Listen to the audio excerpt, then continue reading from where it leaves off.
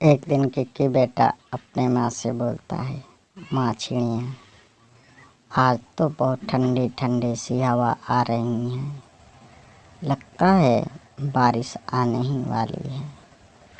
और आज का हम लोगों को दाना प्रबंध करना होगा माँ चिड़िया। थोड़े ही देर में बारिश शुरू हो जाती है, ऐसे में दाना लाना बहुत कठिन होगा माँ चिड़िया। हाँ बेटा किक्की, आज तो ये थोड़ी थोड़ी बारिश हो रही है, फिर भी मैं पास के जंगल में एक पेड़ पर फल देखी हूँ और तुम लोगों के लिए मैं कुछ ही देर में जाके फल लेके आती हूँ। माँ चिड़िया फल लेने के लिए बारिश में ही निकल पड़ती है और वह कुछ देर में जंगल में पहुँच जाती है। उसे दूर से ही एक फल दिखाई देता है और वहाँ तुरंत ही रानू चिड़िया पहुँचकर और फल लेती है और वहाँ से घर के लिए निकल पड़ती है।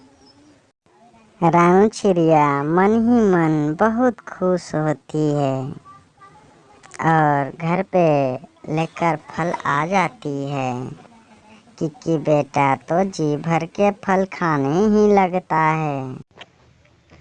तभी इधर काली कौवी गौरी अपने कालू जी से कहती है, कालू जी आप तो सोए ही रह गए, ये देखिए कितने ज़ोर से बारिश हो रही है, आज तो भोजन का प्रबंध भी नहीं हुआ। ये देखिए कालू जी भागिए, ये घर गिरने ही वाला है, पेड़ पे से घर गिर ही जाता है। गौरी और कालू अपने घर छोड़ के बारिश में ही भागने लगते हैं। वह बारिश तेज होने के कारण काफ़ी तेज भी नहीं उड़ पा रहे होते हैं। तभी रानू चिड़िया बारिश की वजह से घर पे ही प्याज की पकौड़ा बना लेती है। बच्चों को बोलती है, बच्चे बारिश में प्याज की पकौड़ा बहुत ही स्वादिष्ट होता है, तुम लोग प्याज की पकौड़े खा लो। और ये देखो बारिश के साथ साथ ओले भी गिर रहे हैं, ऐसे में हम लोग कहीं नहीं जा सकते।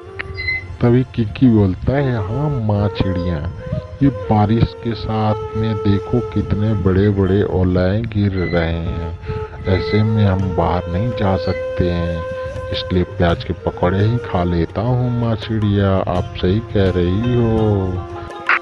तभी कालू भी घर के अंदर आ जाता है। किक्की बोलता है, कालू तुम कैसे आए हो मेरे घर पे भाई? तभी बोलता है कालू, तुम नहीं जानते हो इस जंगल में कालू कौवा का ही राज चलता है, जिसको चाहे हम इस जंगल में रखें, जिसको चाहे ना रखें। हम कौवे का जात है, बहुत हरामी जात है भाई। तुम ये जंगल छोड़ के बाहर जाओ और ये घर भी छोड़ के निकलो। काली कौवी और कालू किक्की बेटा और रानू चिड़िया को पिटाई करने लगते हैं और बोलते हैं, घर छोड़ के भाग जाओ, ये हम लोग का घर है। मार के घर से बाहर भगा देता है कालू। तभी रानू चिड़िया बोलती है, बेटा किक्की तुम मत रो, हम फिर से घर बना लेंगे, ऊपर वाला हम लोग की रक्षा करेगा, वही सबका मालिक है, वो ज़रूर हम लोग की रक्षा करेगा। तभी अचानक से कुछ चमत्कारी ज्योति दिखते हैं, जिस पे सोन परी प्रकट होती है और बोलती है, चिड़िया चिड़िया तुम लोगों को क्या हुआ है, तुम ऐसे क्यों रो रहे हो? तभी रानू चिड़िया बोलती है, सोन परी जी, हम लोग का घर हम ही लोग को बाहर भगा दिया कालू ने, बारिश में हम लोग ऐसे भटक रहे हैं, मेरा ही घर में आके हम लोग के मार के बाहर भगा दिया। तभी सोन परी रानू चिड़िया को अपनी जादुई छड़ी दे देती है और कहती है, चिड़िया तुम्हें जब भी मेरी आवश्यकता हो तुम मुझे सोन परी पुकारना, मैं तुम्हारे पास चली आऊँगी। ये जादुई छड़ी है, तुम्हारा सब काम करेगी, सिर्फ तुम्हें कहना है। रानू चिड़िया और किकी बेटा अपने घर में से कालू और काली कौवी को भगाने के लिए घर के तरफ चल देते हैं और सोचते हैं चलो जादुई छड़ी से कालू को पिटाई करते हैं, तभी जाके मेरा घर छोड़ पाएगा कालू। रानू चिड़िया बोलती है, कालू तुम मेरे घर छोड़ के बाहर चले जाओ, तुम बहुत दादागिरी कर रहे हो, आज तुम्हारी तो मैं दादागिरी सब भुला ही दूंगी। ये देखो मेरे पास जादुई छड़ी है, जादुई छड़ी मार लगाओ दोनों को। जादुई छड़ी मार लगाने लगती है, दोनों चीखने और चिल्लाने लगते हैं। कालू कौवे घर छोड़ के भाग जाते हैं। सोन परी फूल के बगीचा में घूम रही होती है, तभी उसे दूर से ही चुड़ैल दिखाई देती है और वह चुड़ैल को बोलती है, तुम इधर क्या कर रही हो, ये जंगल छोड़ के तुम चली जाओ, ये परियों की जंगल है। तभी ये बात सुनकर चुड़ैल आक्रमण बोल देती है। चुड़ैल और सोन परी के बीच घमासान युद्ध होती है।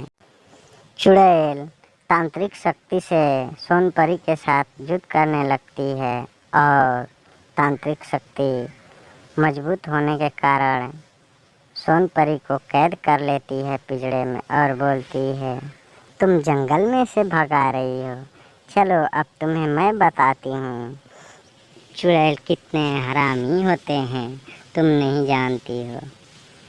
मैं इस पिंजरे से आज़ाद हो जाऊंगी।